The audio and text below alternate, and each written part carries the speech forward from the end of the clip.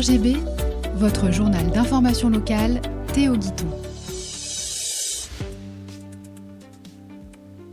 Bonsoir à toutes et à tous. Dans l'actualité du lundi 12 janvier, face à la mondialisation agricole, une solution consommée locale, on y reviendra. Une liste unie à gauche à Pontoise, on en parle dans un instant avec notre invité, votre chronique sport du lundi. Et puis côté météo, demain votre journée est couverte toute la journée, comptez 6 en minimal, 12 en maximal.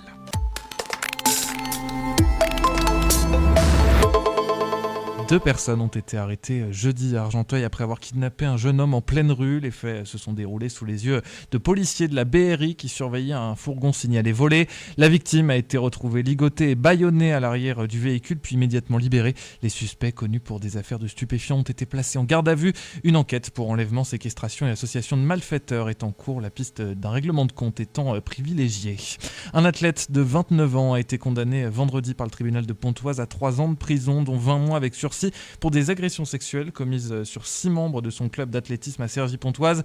Les faits se sont déroulés entre 2018 et 2022, notamment lors de compétitions et de périodes de colocation. Plusieurs victimes ont décrit avoir accepté des cachets présentés comme aidant au sommeil ou à la récupération avant de se réveiller dans un état second pendant des attouchements. Le prévenu a nié les faits. La circonstance aggravante d'administration d'une substance nocive a été retenue pour l'une des victimes. Un incendie d'origine électrique s'est déclaré dans la nuit de samedi à dimanche dans un pavillon à Magny-en-Vexin. Alertés vers 5h40, les pompiers ont fait face à un important dégagement de fumée. 5 occupants intoxiqués ont été pris en charge par les secours puis transportés à l'hôpital de la commune pour des examens. Le sinistre provoqué par un appareil électrique resté sous tension a été rapidement maîtrisé par les soldats du feu. Le directeur de l'EHPAD La Croisée Bleue à Aubonne est soupçonné d'avoir détourné près de 800 000 € au préjudice d'une résidente âgée de 98 ans. L'homme a été interpellé le 1er décembre à son domicile et poursuivi pour abus de faiblesse et détournement financier, a confirmé le parquet de Pontoise. Selon l'enquête, il aurait progressivement gagné la confiance de cette nonagénaire sans descendant ni mesure de protection juridique avant d'obtenir une procuration sur ses comptes bancaires. Près de 200 000 € auraient été prélevés directement sur ses comptes, tandis que 2 contrats d'assurance vie auraient été modifiés à son profit pour un montant total estimé à 600 000 €. L'alerte a été donnée par la banque de la victime qui a repéré des mouvements financiers inhabituels. Les investigations menées notamment avec l'appui de Tracfin ont mis en évidence un train de vie financé par ces détournements. L'ancien directeur, déjà condamné en 2013 pour abus de confiance, a reconnu les faits. Il a été placé sous contrôle judiciaire avec l'interdiction d'exercer dans le secteur du grand âge et d'entrer en contact avec la victime. Le groupe gestionnaire de l'établissement indique l'avoir licencié et prévoit de se constituer partie civile. Devant la menace de la mondialisation que dénoncent certains agriculteurs, ils veulent mettre l'agriculture locale sur le devant de la scène. Dans le Vexin, l'équipe de Vexintruck fait vivre l'agriculture locale tout en faisant renaître le commerce de proximité. Nous sommes allés à leur rencontre. J'ai un laboratoire de production et j'ai plusieurs food trucks et nous proposons des plats cuisinés et on sillonne pas mal de villages dans le Vexin. Et notre objectif en fait c'est de se fournir un maximum de produits, de matières premières chez nos producteurs locaux et préparer des plats cuisinés à base de matières premières du Vexin en général. Et on essaye d'avoir quasi la totalité de notre matière première selon les saisons également, et le but c'est de soutenir un maximum nos producteurs. On a une trentaine de communes dans le Vexin, on sillonne énormément de villages. Et on est pas mal sollicité également par les communes lors des événements et lancement par exemple on a les vœux des maires, etc. Donc on essaie de faire tout ce qui est apéritif amuse-bouche. On a également une boulangerie avec nos terrines, nos pâtés, nos fromages, nos escargots, nos miels, nos farines. Vous voyez, on soutient énormément nos producteurs locaux. Ouais. Du coup, ça vous est venu d'où cette idée de Vexintruck ? J'ai pas mal d'amis agriculteurs, producteurs dans le coin, et c'est vrai que quand j'ai vu le développement de tous ces food trucks qui sont apparus pendant la période du Covid, j'avais déjà un food truck que j'avais préparé pour ça, et en fait le Covid a fait en sorte que j'accélère mon projet. En fait, ça a super bien marché. Et on a vraiment tout à portée de main, et ce qui a fait que l'activité s'est vachement développée. Et aujourd'hui, on a 5-6 food trucks pour pouvoir un peu aux besoins de tous ces villages où il n'y a pas de commerce en fait. Vous le dites, vous sillonnez le Vexin en large en roulant dans des zones qui sont rurales, qui ont souvent peu de commerce. Est-ce qu'on peut dire en quelque sorte que votre intérêt, il a un intérêt local aussi, un intérêt local pour la population ? C'est ça. En fait, on a énormément de soutien.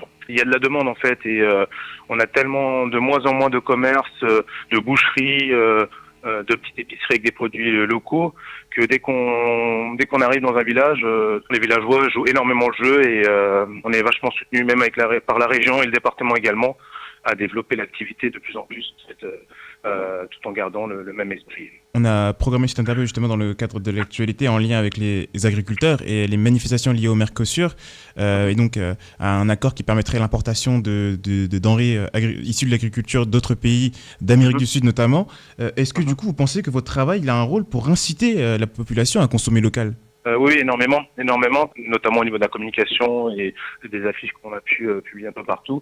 Et c'est vrai que c'est grâce à tout ça que les villageois, les habitants, les locaux viennent. Surtout que votre travail, vous savez que vous produisez des produits qui sont de bonne qualité. C'est ça. On voit tout de suite la différence.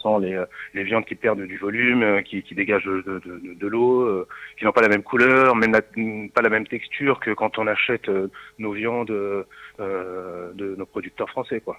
Et justement, on parle aussi, évidemment, ça revient tous les ans, du problème des agriculteurs à rendre leur activité rentable. Est-ce que là aussi, votre activité, elle joue un rôle favorable en ce sens ? Oui, on achète beaucoup plus de matières premières chez nos producteurs et nos producteurs sont un peu plus reconnus parce qu'on joue énormément avec la communication. Donc on est très fiers de savoir qu'on a contribué en fait au développement de leur activité en sachant que tout le monde joue le jeu et la communication y est pour beaucoup également. Et donc voilà.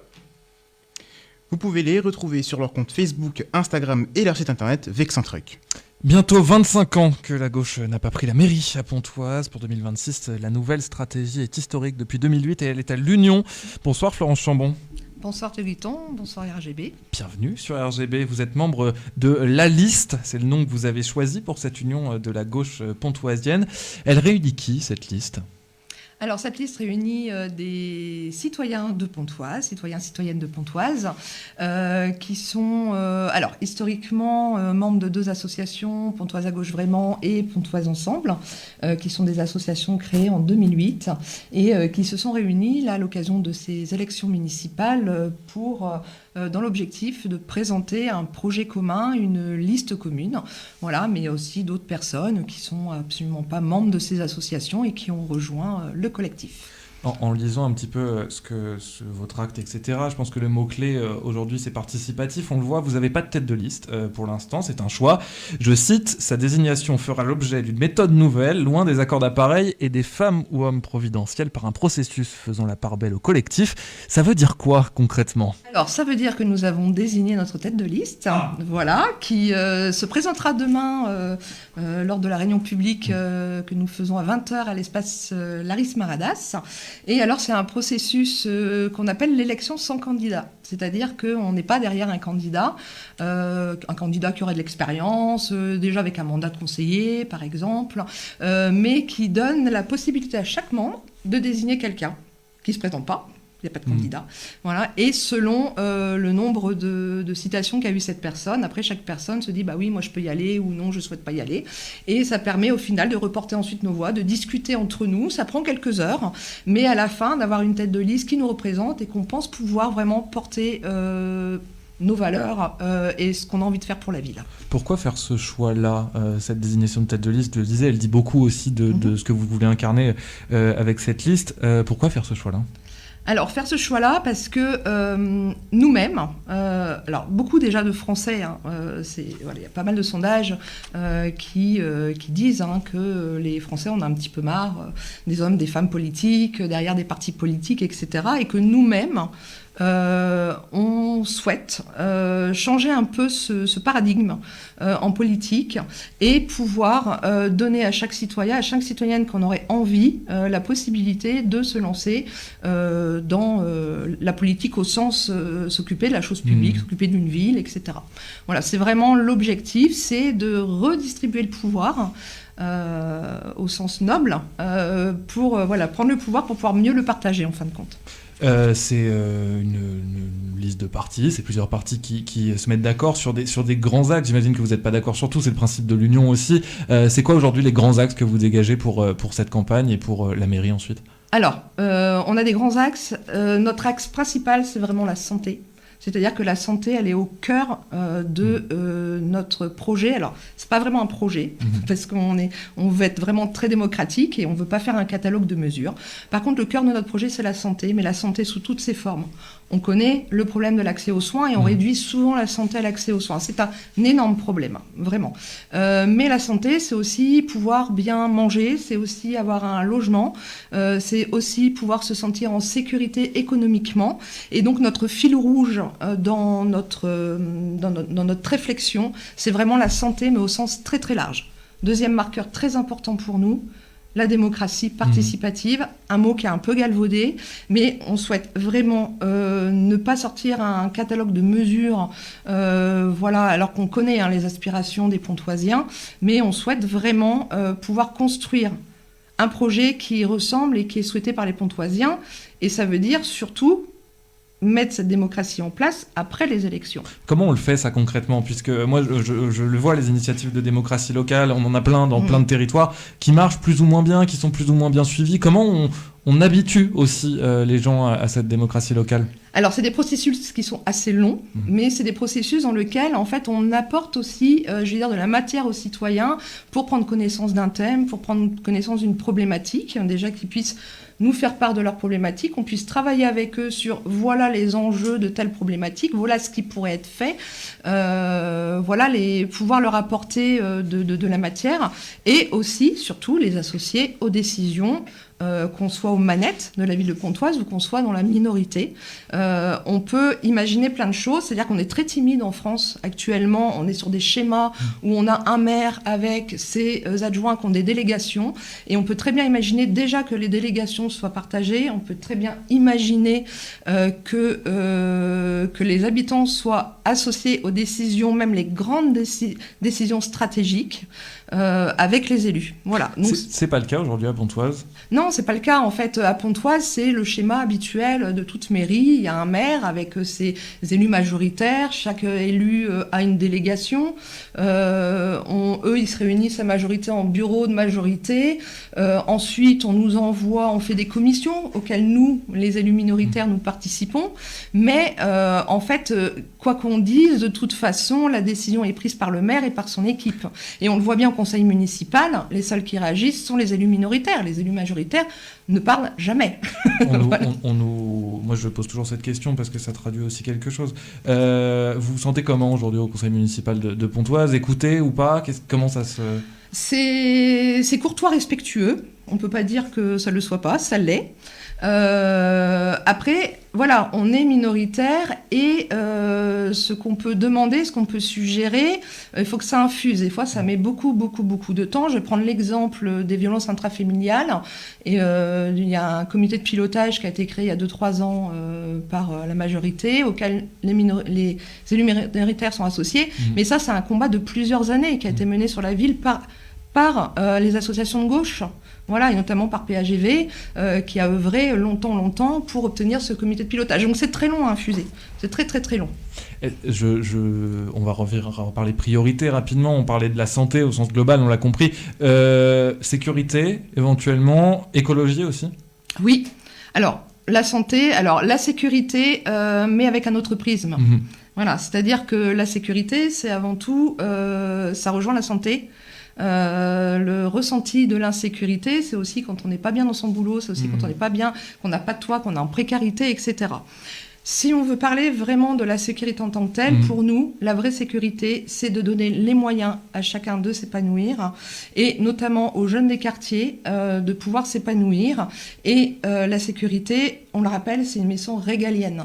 Et nous, on combat ce développement caméras de surveillance, vidéosurveillance, 110 caméras. 110 caméras, c'est un budget de 3,2 millions quand même, la sécurité à Pontoise. Voilà, pour des chiffres de délinquance qui sont exactement identiques à d'autres villes qui ont moitié moins de caméras. Voilà, il n'y a pas de médiateur de rue, il n'y a pas d'éducateur de rue. Donc nous, la sécurité, on l'obtient aussi. La meilleure des garanties de sécurité, c'est d'offrir un avenir, à chaque personne qui vit à Pontoise. Voilà, donc c'est vraiment de replacer les choses. C'est une mission régalienne. La police municipale, oui, il en faut une, mais c'est avant tout une mission de tranquillité publique. Et on n'a pas vocation à se substituer à l'État qui ne met plus les effectifs qu'il devrait mettre. En quelques mots, l'écologie, très rapidement. L'écologie, 3 axes. l'alimentation. Alors c'est très bien parce qu'on a dans vos informations là justement il y avait le Vexin Truck qui parlait de producteurs locaux, etc. Donc l'alimentation avec cette idée de sécurité sociale alimentaire, cette idée de travailler avec les producteurs du Vexin. On a très peu de terres agricoles à Pontoise, c'est-à-dire que si on devait entourer Pontoise et être en autonomie, on mangerait plus de légumes en fait, c'est clair et net, plus d'animaux, plus voilà. Donc l'alimentation au niveau de l'écologie avec une alimentation saine en cantine, etc. Le deuxième axe, ça va être les circulations. Voilà, les transports. Alors, c'est une compétence agglo, mais il y a des choses qu'on peut faire au niveau de la mairie, notamment sur tout ce qui est circulation douce. Oui. Voilà, à Pontoise, alors il y a eu des avancées, c'est sûr, mais là, il y a des nouvelles routes. Avenue de l'Île-de-France, par exemple, ils ont tout refait, il n'y a plus de pistes cyclables. Voilà, donc c'est... Voilà, les doubles sens cyclables... Pontoise a quand même été épinglée 2 fois par le tribunal sur manquement à la loi l'homme. Donc voilà, donc l'écologie, c'est développer tous les modes et que chacun puisse prendre le vélo s'il le souhaite, en sécurité, ce qui n'est pas le cas aujourd'hui, par exemple. Merci Florence Chambon, le temps file. Dommage. D'avoir été avec nous, membre de la liste pour l'alternative citoyenne, sociale et écologique à Pontoise. Où est-ce qu'on peut suivre votre liste sur les réseaux sociaux, j'imagine ? Alors, Facebook, Instagram, essentiellement, voilà, et puis on a une adresse mail aussi, voilà, pour nous suivre. Réunion publique demain. À 20h au Laris Maradas. N'hésitez pas à venir autour d'un repas hivernal. Voilà, très bien. Nous avons concocté pour vous. Parfait. Merci beaucoup. C'est lundi. Tout de suite, c'est la chronique sport Axel Maire. RGB. Allez mon petit bonhomme. Ça va centrer. Et Draxler, le 4e but. Actualité sportive. Dans votre chronique sport du lundi 12 janvier 2026, on commence avec un événement dans le Val d'Oise.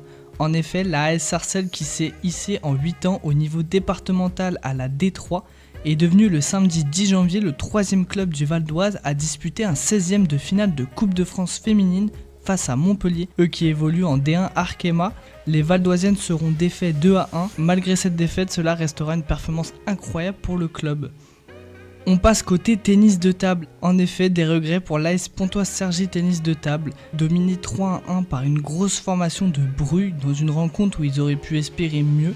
Eux qui concèdent un 4e revers à domicile en championnat en 8 journées, battus pour la 6e fois cette saison en Pro A malgré une prestation d'ensemble en hausse par rapport à ces dernières semaines. L'AS Pontoise Cergy Tennis de table reste coaché à la dernière place du classement au terme de cette journée, mais accroche néanmoins un point qui pourrait compter au championnat. Côté basketball, les Spartiates de Cergy-Pontoise s'inclinent 69-76 à domicile contre Tourcoing. Prochain match le 17 janvier 2026 à 20h contre le club de Ardres. Et on termine côté hockey sur glace, les Jokers de Cergy-Pontoise renouent avec la victoire et s'imposent à l'extérieur contre Grenoble 5-4 aux prolongations. Prochain match le 13 janvier contre Chamonix à 20h30. C'est tout pour aujourd'hui, je vous donne rendez-vous la semaine prochaine pour vos prochains résultats sur RGB. Axel Maire, rendez-vous lundi prochain évidemment pour une nouvelle chronique sport. Alors, si vous avez faim, vu que l'heure du repas se rapproche et que vous sortez peut-être du travail, des cours ou tout simplement que vous êtes chez vous, eh bien notez que le top 10 des kebabs du Val d'Oise vient d'être publié par le site kebabfrites.com qui note les meilleurs kebabs du département. Il vient de publier son top 10 pour le Val d'Oise. On y retrouve 3 restaurants situés à Goussainville, ville qui domine le classement, FS2 à la 10e place du classement, Bodrum Restaurant à la 3e place et Chez Memo Goussainville à la 2e place. Mention honorable, vu qu'on parlait tout à l'heure de Pontoise, le restaurant Chez Memo de Pontoise arrive à 2 pas du podium, c'est-à-dire à la 4e place, et le restaurant Médaille d'Or du département se situe à Chars. Il s'agit du restaurant Délices de Chars. Et oui, visiblement, ça se joue quand même sur la ligne J, toute cette histoire de kebab. C'est la fin de ce journal. Prochain rendez-vous d'information demain, 18h sur le 99.2 FM, radio-rgb.net, en podcast sur toutes les plateformes de streaming. Je vous souhaite évidemment une très bonne soirée et je laisse la parole à Damien pour la programmation.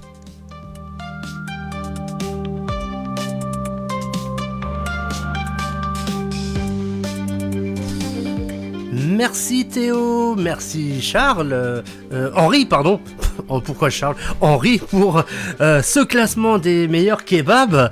Et moi, de mon côté, je vais plutôt vous donner rendez-vous sur l'antenne. Alors, pas moi physiquement, mais à écouter sur l'antenne de RGB. Eh bien, il y aura du sport comme nous l'a présenté Axel Maire. Mais là, ça sera côté football, avec le 100% football amateur, présenté par Farid Rouas et ses consultants, qui vous donnent rendez-vous à partir de 19h. Et ce, jusqu'à un petit peu avant 20h, 19h, 19h55 sur RGB. À 21h, si vous l'avez loupé, eh bien c'est le retour de la libre antenne par Claude Lange jusqu'aux 12 coups de minuit, l'émission de la semaine dernière. Claude Lange saura vous donner une libre antenne, encore une fois, 100% à sauce antillaise.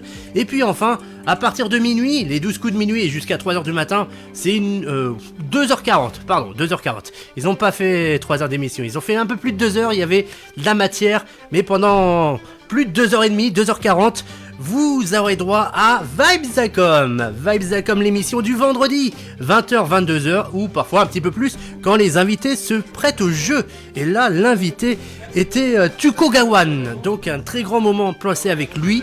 Ça sera donc à retrouver ce soir, cette nuit, à partir de minuit.